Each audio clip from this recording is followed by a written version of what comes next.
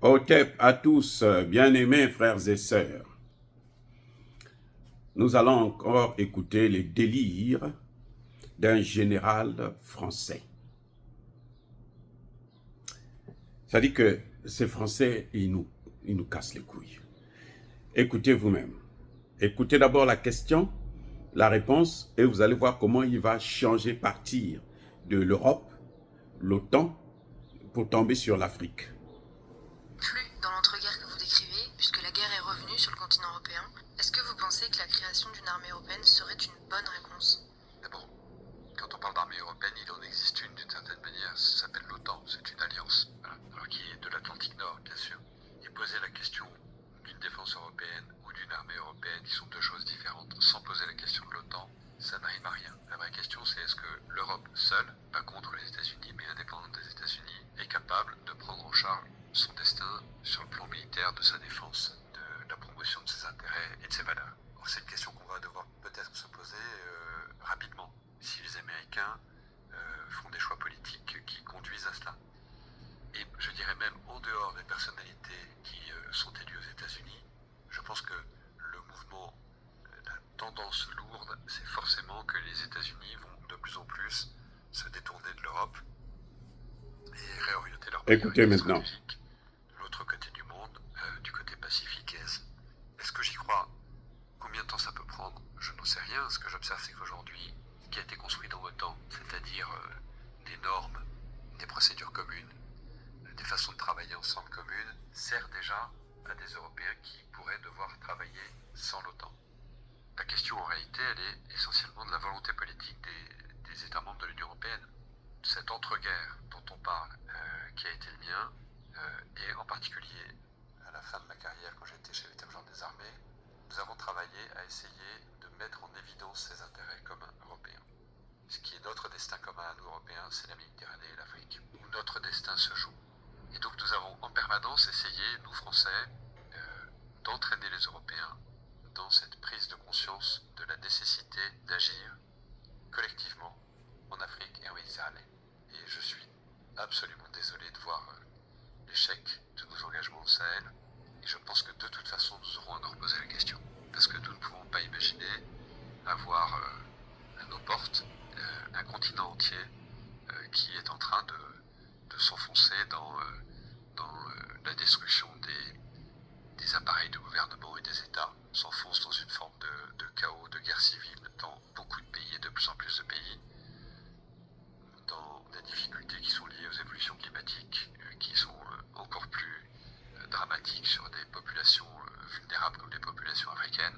En plus, un continent qui va connaître une explosion démographique comme aucun continent n'en a jamais connu. Et donc imaginez que ça se passe là, dans les 10-20 ans qui viennent, et que ça n'aura pas de conséquences sur l'Europe, parce que nous vivons dans une sorte de bulle, protégée par je ne sais quoi d'ailleurs, c'est tout simplement inconscient. Et donc je pense que cet intérêt commun-là devrait un jour faire que l'Europe se décidera à agir comme une entité politique qui ira défendre elle-même ses intérêts, y compris par le moyen de l'engagement de ses armées. Le retrait du Sahel fut difficile à accepter pour tous ceux qui y ont été engagés. Je suis le premier à avoir beaucoup de mal à avaler ça. C'est un échec français, européen et africain qui procède principalement de ce que nous n'avons pas compris, que l'action devait être une action globale. La restauration de l'État, le retour des administrations, le retour du développement. Et si on n'arrive pas à faire tout ça simultanément et de façon coordonnée, on va à l'échec. C'est ça qui s'est passé.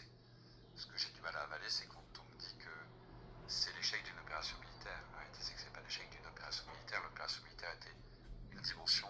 Je suis persuadé que dans quelques années, je ne sais pas si c'est 10 ans, moins ou plus, nous aurons l'obligation de retourner aider ces pays africains. Ça n'est pas la Chine, la Russie et Wagner qui vont apporter des solutions durables aux très grandes difficultés que connaissent ces pays africains et leur population. Au cœur de votre... Voilà, les amis. La question, si j'ai bien compris, moi ce que j'ai compris, on lui a posé la question sur une armée européenne. Est-ce qu'il faut avoir une armée européenne? Réponse, il y a déjà l'embryon d'une armée européenne. C'est l'OTAN. Faux, sur ce point. européenne là. Armée européenne. Il y a le mot Europe qui est là. Il n'y a pas les États-Unis. Il n'y a pas le Canada. Est-ce que vous comprenez maintenant là où je vais en venir? Donc, on lui pose une autre question. Il est déjà hors sujet. Il est général, hein, celui que vous avez entendu là. Vous avez vu sa photo là. Il est général. Il a été chef d'état-major de l'armée française. Général. Et il n'est pas capable de répondre à une question aussi simple. Est-ce qu'il faut qu'on ait une armée européenne, oui ou non? Il dit qu'il y a déjà une armée européenne et ça s'appelle l'OTAN. Bon, demandez à un enfant du CM2 en Afrique, là, il va vous dire que non, l'OTAN, ce n'est pas ça. Ça, c'est le premier fait. Maintenant, vous voyez comment il est sorti de là-bas pour venir, pour dire que eh ben, les Américains vont sortir de l'OTAN, ils vont détruire l'OTAN. Avec Trump, ils vont partir. Et donc, nous devrons avoir consolidé notre armée pour intervenir ensemble, collectivement, en Afrique et en Méditerranée. La Méditerranée dont il parle, c'est l'Afrique du Nord. Le Maroc, la Mauritanie et autres. Donc, eux, leur armée, ils veulent une armée pour aller combattre en Afrique. Pourquoi? Parce que l'Afrique, il y a le chaos en Afrique. Et qui a amené le chaos? Comment se fait-il que l'Afrique devient maintenant un théâtre d'affrontement, de lutte contre le terrorisme? Depuis quand? C'est depuis la destruction de la Libye. Qui a détruit la Libye? Mais c'est la France, là, Nicolas Sarkozy, qui a pris tous ses amis et alliés de l'OTAN avec les États-Unis, qui ont détruit la Libye. Et c'est ce qui a entraîné le chaos au Sahel. Et il vous dit, au Sahel, il n'y a pas eu d'échec. L'échec, c'est le fait que les armées allemandes et autres n'avaient pas compris qu'il fallait tous ensemble venir attaquer l'Afrique. En fait, c'est ça qu'il a entre sa thèse. Et c'est une vieille thèse. C'est pour ça que je comprends pourquoi nos ancêtres étaient bons. Quand ils avaient dit que le chien ne change pas sa façon de s'asseoir, regardez. Ce qu'il est en train de dire là, c'est ce qui s'est passé avant la colonisation et l'esclavage. Ils sont venus en groupe. Vous vous souvenez de la conférence de Berlin de 1885, 84, 85? C'était quoi? Tous, ils se sont dit, on va se partager le continent. C'est ce que la France a cherché. Il est en train d'expliquer là. La France a expliqué encore aux Européens que mais non, l'Afrique là c'est pour nous. Et voilà ce que nous devons faire. Nous devons avoir une armée qui va être capable d'aller attaquer le continent africain pour reprendre le contrôle de l'Afrique et puis continuer à les dominer et piller les matières premières. Voilà ce qu'il est en train de dire. Mais alors, exactement, je ne change rien là. C'est ce qu'il est en train de dire. C'est ce que ça veut dire. Il dit que non, mais la France a passé son temps à expliquer aux Européens. Il faut qu'on aille de façon, il faut qu'il y ait une action collective pour installer un gouvernement.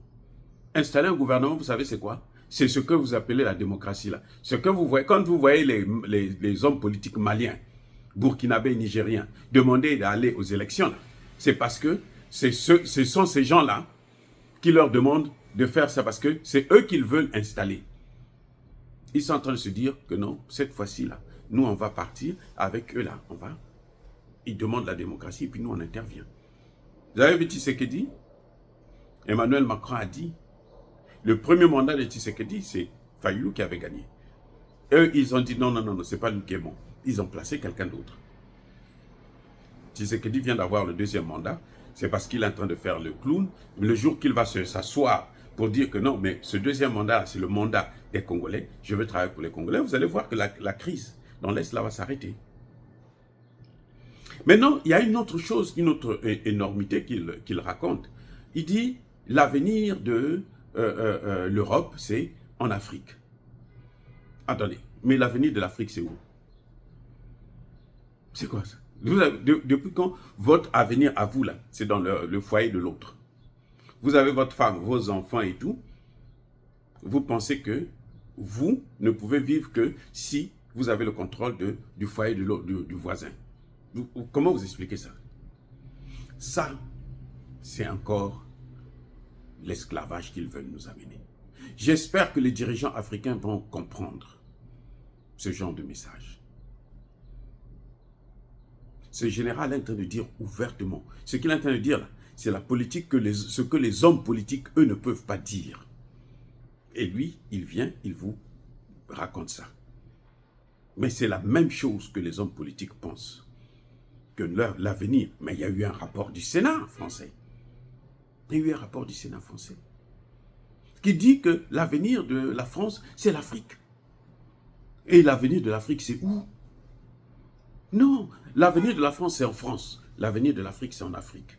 L'Afrique aux Africains, la France aux Français. N'est-ce pas eux qui parlent du grand remplacement? Et ils s'inquiètent de notre démographie. Donc, il faut aller tuer. C'est pour ça que vous voyez qu'ils font tout. On nous envoie des maladies, de toutes sortes. On nous envoie des faux médicaments pour nous massacrer. C'est ça qui les inquiète, la démocratie. La démographie. La démocratie, c'est ce qui leur permet de s'ingérer. Le réchauffement climatique. Oh, regardez comment ils sont en train de détruire la dernière forêt, la plus grande forêt au monde, actuellement. Parce que l'Amazonie, ils ont tout détruit. Maintenant, il reste la forêt du Congo, bassin du Congo, qui commence au Congo, Kinshasa, jusqu'au Gabon. En passant par le Congo, Brazzaville et le Cameroun. Cette forêt-là, 75% se trouve au Congo démocratique. Mais que se passe-t-il? Ce sont eux qui sont en train, avec les Rwandais, qui sont en train de détruire cette forêt pour voler les matières premières. Et ils nous parlent de réchauffement climatique. Ils nous parlent de transition énergétique. Mais voyez comment, c'est-à-dire que c'est un vrai minable. Ah ben dis donc. Mais il est idiot comme son président. Il est idiot comme son président. C'est frustrant d'entendre des gens qui ne planifient que le malheur des autres. C'est-à-dire que pour eux, la vie est bonne seulement quand eux, ils vivent. Quand les autres vivent là, la vie n'est pas bonne. On nous impose des partenaires, on nous impose, on nous pille nos matières premières, on nous tue, on nous détruit. Mais c'est quoi ça? Au point où eux, ils ont dit, le pétrole tue, telle matière première tue. Non, ça ne tue pas, ce sont eux qui nous tuent pour voler ce qui nous appartient. Voilà le vrai problème que nous avons. Oh, bien-aimés frères et sœurs, dire cela, c'est inciter à la haine ou à la violence. Non, il y a ma colère V, il y a ma lèvre. Encore une fois de plus, je persiste et je signe. Soyez bénis, abondamment bénis par le Dieu des Kémites et par nos ancêtres angéliques. Mais que tous ceux qui persécutent le continent africain le pillent et le déstabilisent, qu'ils soient noirs, blancs, chinois, arabes, juifs, indiens ou qui qu'ils soient punis, maudits, foudroyés, neutralisés, écrasés, effacés par le Dieu des Kémites et par nos ancêtres angélisés. Vive l'Afrique éternelle. J'ai dit et j'assume.